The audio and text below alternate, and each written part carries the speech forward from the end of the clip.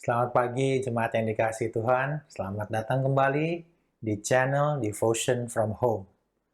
Saya percaya dan berdoa agar Anda selalu berjalan dalam iman dan ketaatan kepada Kristus Tuhan kita. Ini adalah video Divine Reading Series, seri video yang saya dedikasikan untuk mengajak kita melakukan devotion bersama-sama. Saya mengajak Anda untuk mengambil waktu membaca dan membaca ulang bacaan firman Tuhan hari ini, kemudian dengarkan suara Tuhan, apa yang Tuhan katakan melalui firman-Nya hari ini.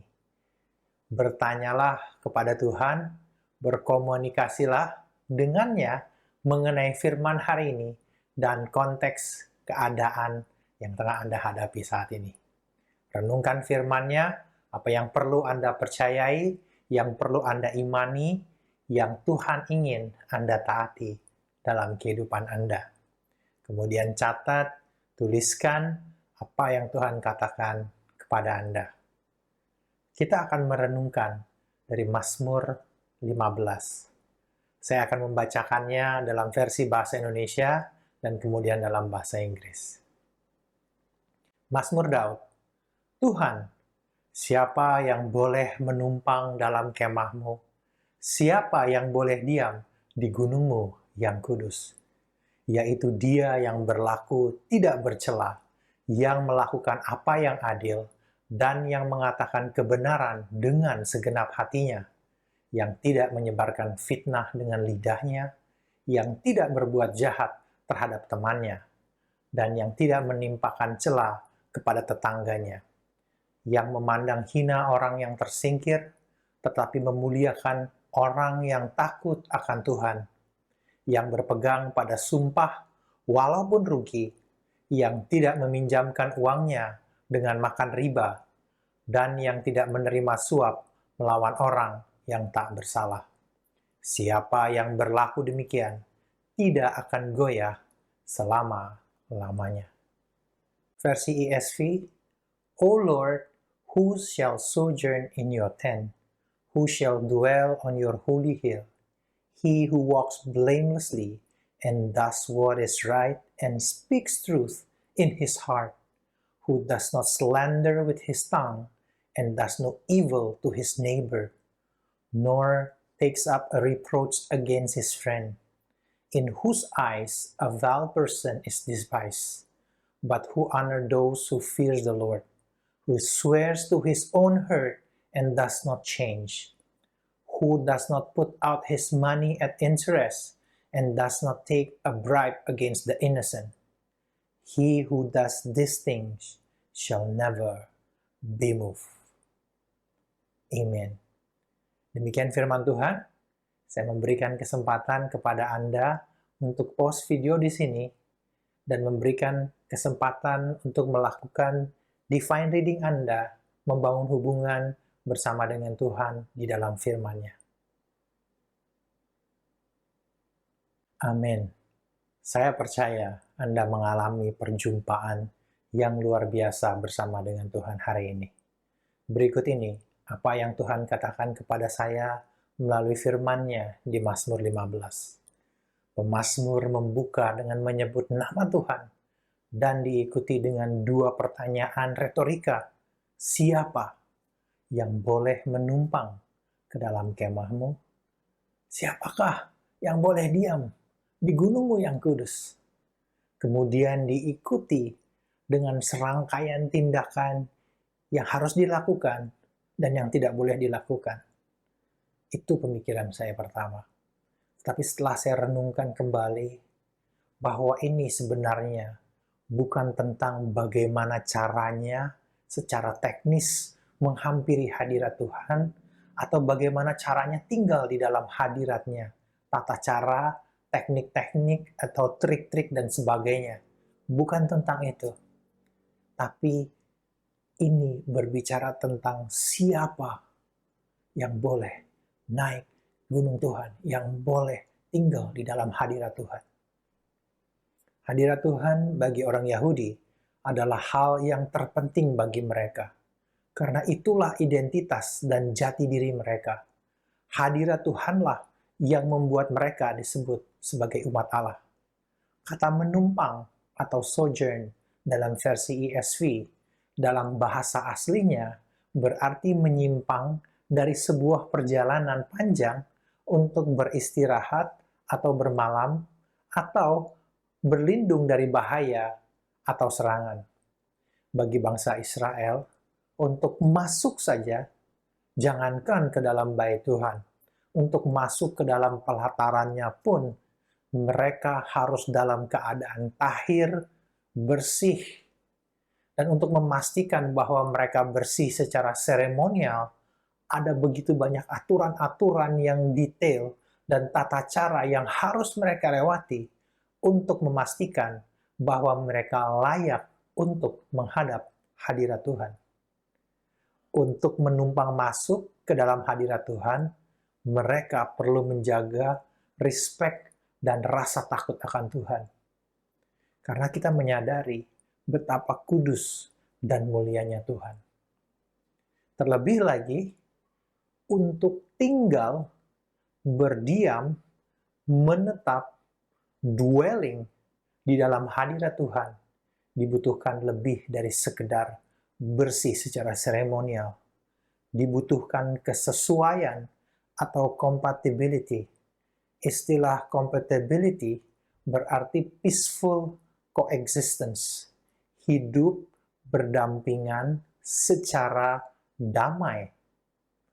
Untuk tinggal, berdiam, menetap dalam hadirat Tuhan, dibutuhkan kesesuaian dengan sifat moral Tuhan yang kudus secara sempurna. Agar kita dapat hidup berdampingan secara damai dengan Tuhan, peaceful coexistence with God, kita harus memiliki kesesuaian dengan kekudusannya. Jadi ayat 2-5 tadi bukanlah sekedar syarat untuk kita lakukan, bukanlah aturan yang kita taati, tetapi itu merupakan sifat moral yang perlu kita miliki, kita perlu menjadi. It's not a doing, it is a being. It's not a list of our doing.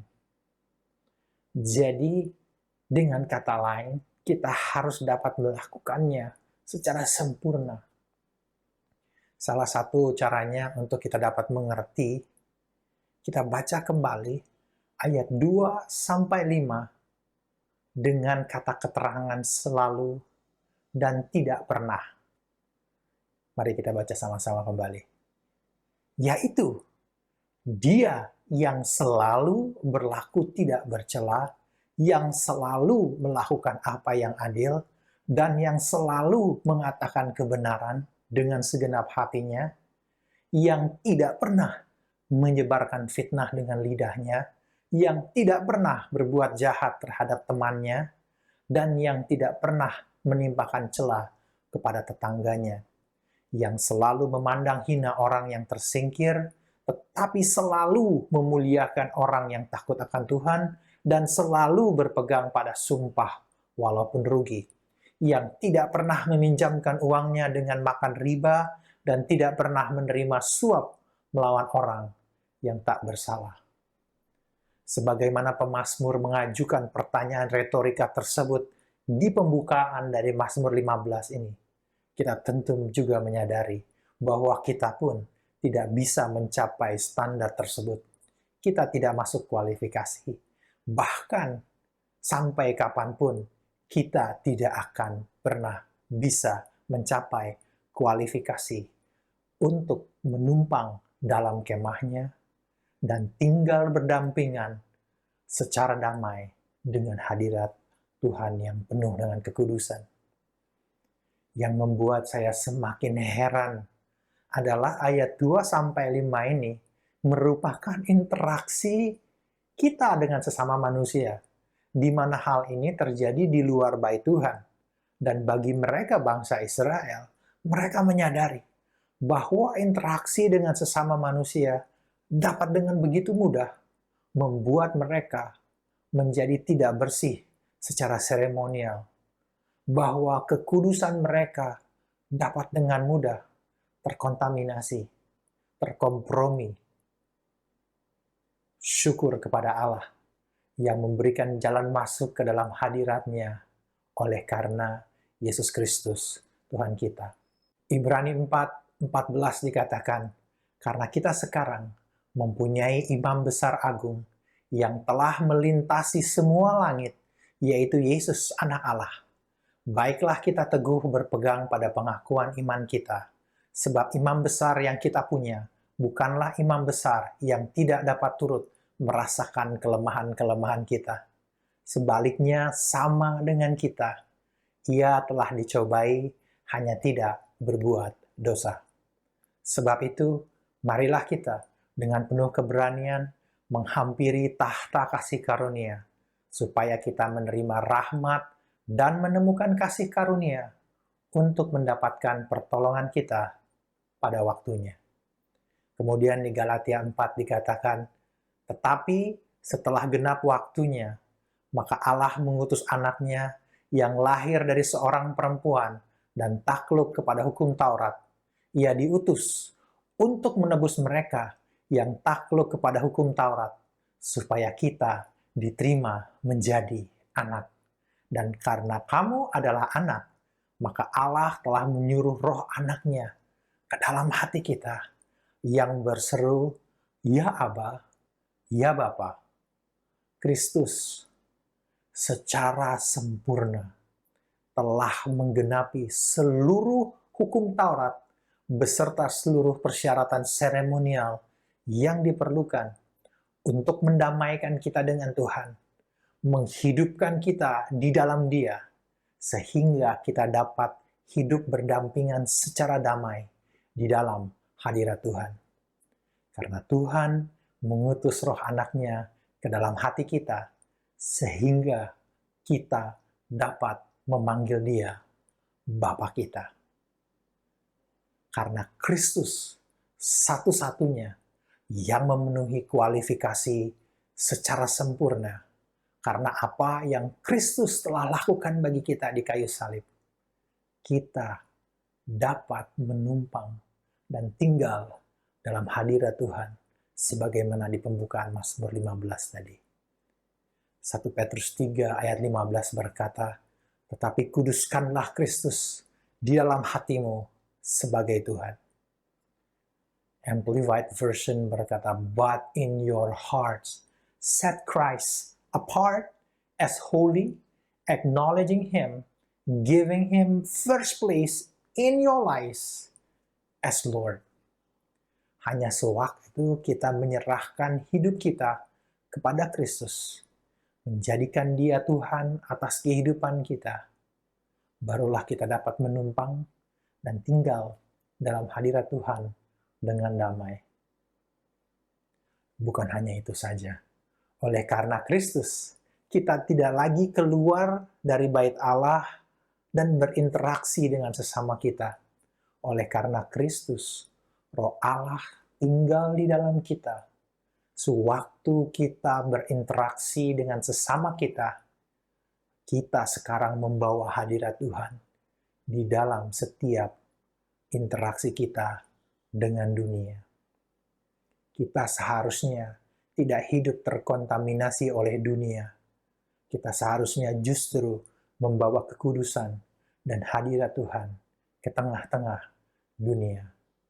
Marilah kita terus hidup di dalam ketuhanan Yesus Kristus, tinggal menetap dalam hadirat-Nya, dan membawa hadirat-Nya di dalam setiap interaksi kita dengan sesama kita. Sebagaimana pemazmur menutup Mazmur 15 ini dengan mengatakan, siapa yang berlaku demikian tidak akan goyah selama-lamanya. Kristus telah melakukannya bagi kita. Sebagaimana Kristus tidak berubah dan tak tergoyahkan, demikian juga hadirat Roh Kudus-Nya di dalam kehidupan setiap kita yang percaya tidak akan tergoyahkan. Tuhan Yesus memberkati.